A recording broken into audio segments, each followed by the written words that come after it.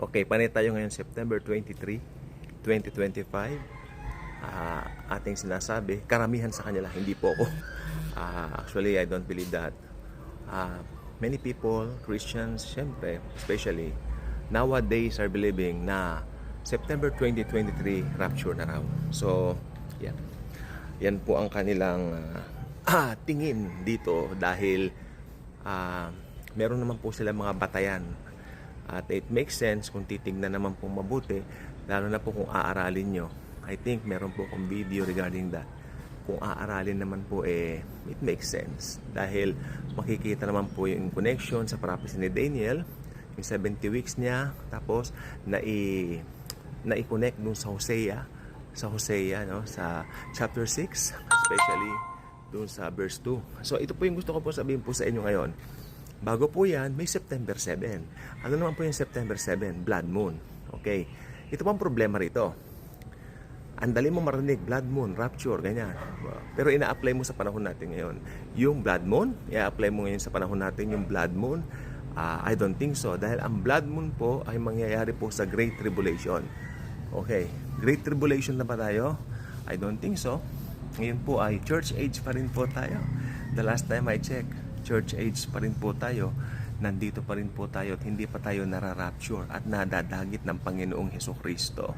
So tayo po ay nandito pa rin po sa church age. Ayan po ang maliwanag at malinaw diyan.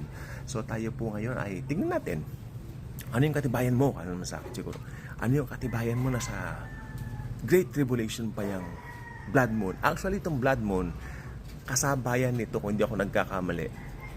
Kung hindi na ako nagkakamali, yung malakas na lindol, yung pinakamalakas na lindol, kasabayan nito. O bakit? Gusto mong maranasan yung the big one na sinasabi, walang kwenta yan.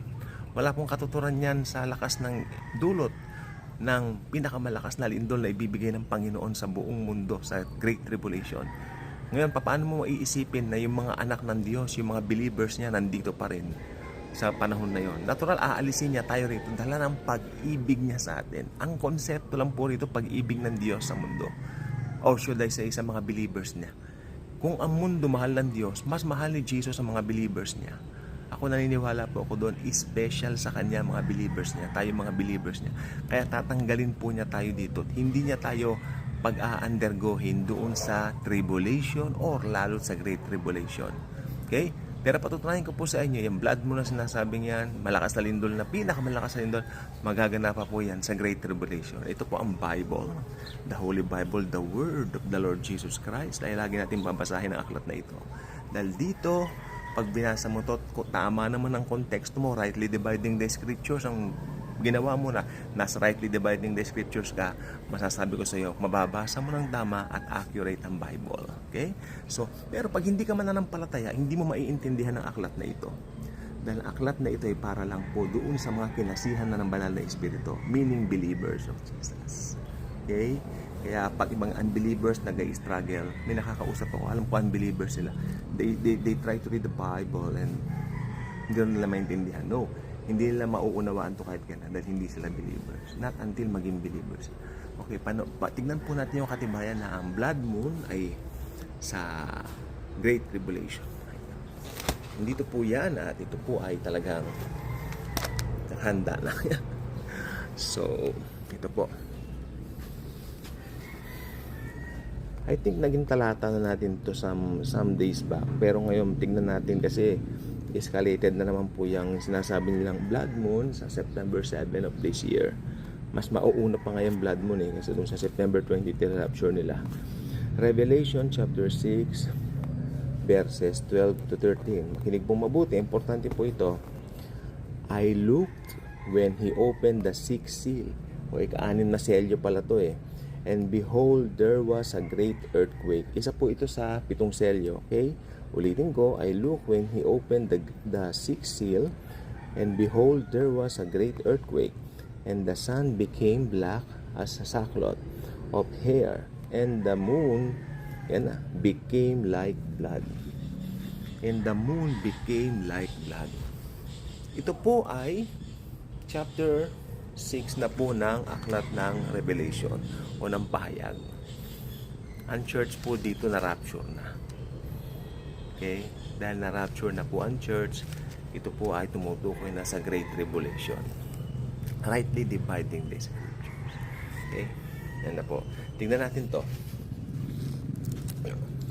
And the stars of heaven fell to the earth as a fig tree drops its late figs when it is shaken by a mighty wind.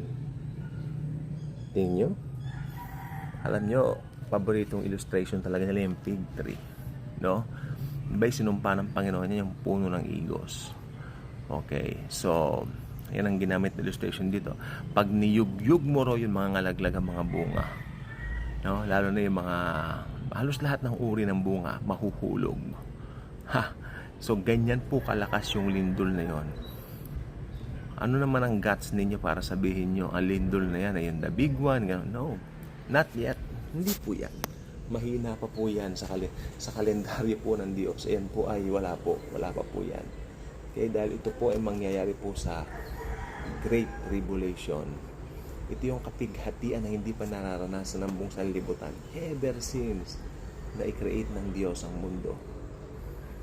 So, mangyayari po ito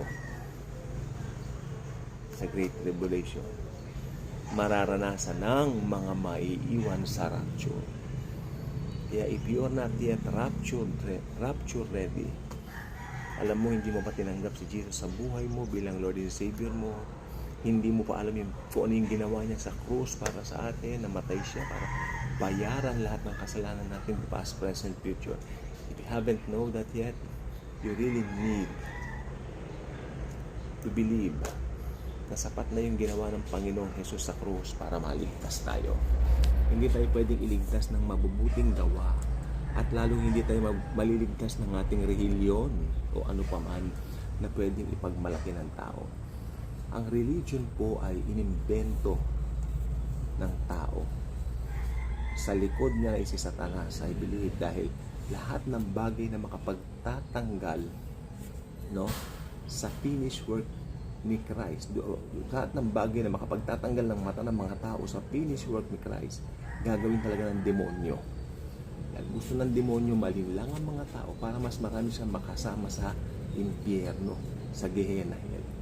Kala ng iba si Satanas nasa impyerno na, wala pa po. May hawak na tinidor, lalong hindi po totoo yun. Konsepto lang po yun ng mga movies regarding Satan, may hawak na tinidor. Bakit tinidor? Hindi pa kutsara. Di ba? I mean, mga tipong nakakatawa na mga illustrations, no? Si Satanas po ay itatapon po sa Gehenna. Mauuna pa po yung Antichrist at saka false prophet kay Satan sa Gehenna. Okay, tingnan po nyo. Si Satanas, diba, kukulong pa ng 1,000 taon habang si Christ ay nag-ahari ito millennial reign sa loob ng 1,000 years. Ito po ay makikita po talaga natin na ito po ay magkakaroon na ng katuparan pag nag-rapture na po. And anytime po rapture na, pero wala po tayong pinapangalanan na date, hindi sa ganitong araw, hindi sa ganung araw, dahil lang sabi po ng aklat na ito, walang nakababalik, walang nakaalam. Okay? Sabi ng iba, hindi nga raw po malalaman ang ganito, ganyan, pero malalaman daw yung month, malalaman daw yung date kanila. Lalong hindi rin po. Sapagkat, in general po, pag sinabi ni Jesus na no one knows, no one knows. Kay Hudyo, kay Hentil, walang nakababait. Okay? So, sa Bible lang po tayo, mahirap pong lumihis sa aklat na ito. Yun po ay magdudulot ng pagkaligaw ng kaisipan ninyo para ma-lead kayo sa truth. Sana. Pero pag naligaw na kayo, syempre maaantala po yung pagkakilala po sa katotohanan ni Kristo. Kaya, lagi tayo magbabasa ng Bible at tiyakin nyo na ang pinapakinggan yung mga mensahe dito ay puro grace. Okay? Mahirap yung puro gawa. Kahapon nakapakinig ako ng isang nangangaral. Sabi niya, puro sarili niya ang bida eh. Puro yung magagawa niya ang sinasabi niya. Hindi ko nagawa na nadidepress siya. Paano walang makagagawa talaga na mabuti kung walang banal na espiritu sa'yo? Kaya ang pinagmamalaki lang natin yung ginawa ni Kristo at hindi yung gawa natin. Sapat na ang ginawa ni Christ. Pinatawad na lahat tayo sa kasalanan natin, past, present, future. And let us enjoy that while waiting for the rapture to us. God bless.